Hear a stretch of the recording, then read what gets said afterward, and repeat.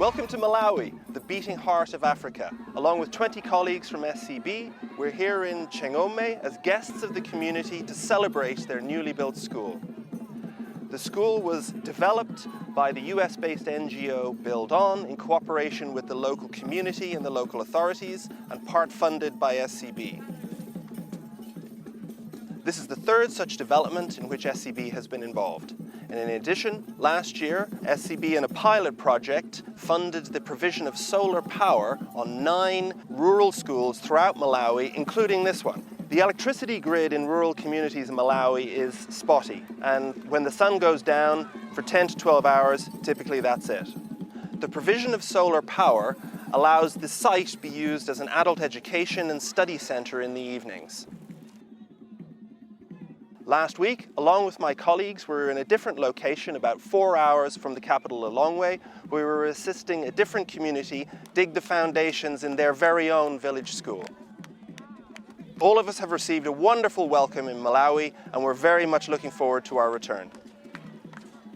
United Nations Sustainable Development Goals call for universal access to affordable, reliable, and modern energy services.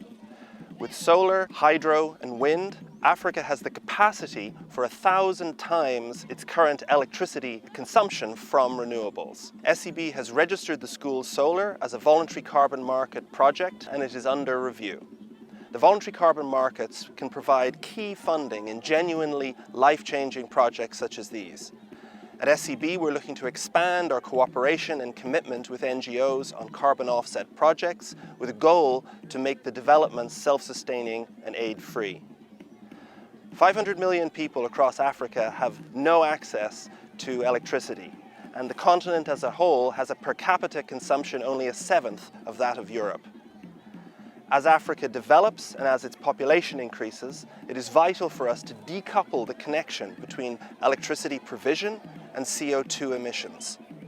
If renewable energy CO2 avoidance projects don't get the funding they need, we'll simply end up with more CO2 to remove, possibly more CO2 than we can remove.